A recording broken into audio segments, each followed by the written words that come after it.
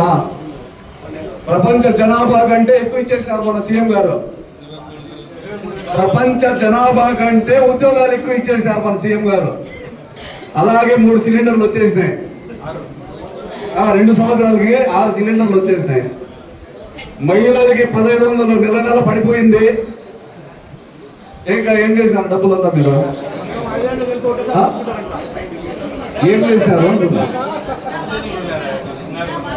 ఇటువంటి అబద్ధాల వాగ్దానాలతో గద్దెరెక్కిన చంద్రబాబు నాయుడు అతని కూటమి మళ్ళీ మరొకసారి ప్రజల్ని మోసం చేసే కార్యక్రమానికి శ్రీకారం చుట్టారు. కాబట్టి క్షేత్రస్థాయి నుంచి రాష్ట్ర స్థాయి వరకు ఈ కూటమి ప్రభుత్వం యొక్క అబద్ధాలను ప్రజల్లోకి తీసుకెళ్లి ఎండగట్టాలంటే జగన్మోహన్ రెడ్డి గారికి ఒక సైన్యం కావాలి. ఆ సైన్యం అనేది బలంగా ఉండాలి. ఆ బలంగా సైన్యం ఉన్నప్పుడు మాత్రమే ఈ రాక్షసుల పాలన ఒక దారికి వస్తుందనే ముఖ్య ఉద్దేశంతోనే ఈ రాష్ట్రంలో గ్రామీణ స్థాయి నుంచి రాష్ట్ర స్థాయి వరకు ఒక కమిటీలు ఉండాలి. ఆ కమిటీలు అనేది ప్రజలకు చేదోడు వాదోడుగా ఉండాలి. ఈ కమిటీల ద్వారా రాబో మున్సిపల్ ఎన్నికలు కానివ్వండి, స్థానిక సంస్థల ఎన్నికలు కానివ్వండి, ఈ కమిటీల ద్వారానే న్యాయ నిర్ణేతలుగా కమిటీలే ఉండాలి. అటువంటి భరోసాను ప్రజలకు కల్పించాలంటే కమిటీలు సక్రమమైన మార్గంలో పనిచేయాలి అనే ఉద్దేశంతో పాటు కమిటీల తర్వాత జగన్మోహన్ రెడ్డి గారు వైఎస్ఆర్ కాంగ్రెస్ పార్టీ సభ్యత్వ కార్డులు ఇవ్వబోతా ఉంది. ఆ సభ్యత్వం కార్డులు మెడలో ఉంటే కేవలం సభ్యత్వం కార్డే కదా అని చెప్పేసి చాలా మంది అనుకోవచ్చు.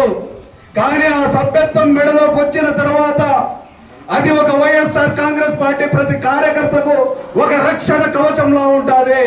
కాడున్న ప్రతి ఒక్కరూ జగన్మోహన్ రెడ్డి గారి కనుసంగంలో ఉంటారు.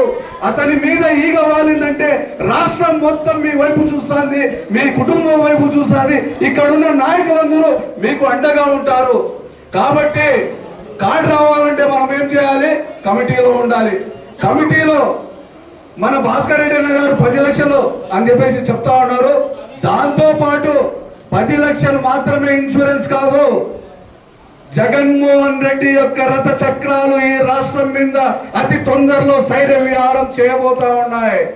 ఆ జగన్నాథ రథ చక్రాలు శైర్య విహారం చేసేటప్పుడు దానికి రథ సారథులుగా మీ మెడలో ఉండే కాడే పనిచేస్తారని చెప్పి ఈ సందర్భంగా తెలియజేసుకుంటూ ఇటువంటి బృహత్తరమైన కార్యక్రమాన్ని గల్లీ స్థాయి నుంచి రాష్ట్ర స్థాయి వరకు ఈ యొక్క కార్యక్రమాన్ని డిజైన్ చేసి మన వజ్ర భాస్కర్ రెడ్డి గారి చేతుల్లో పెట్టారంటే మన మాజీ ముఖ్యమంత్రి జగన్మోహన్ రెడ్డి గారు మనం చాలా అదృష్టం చేసుకున్న వాళ్ళం.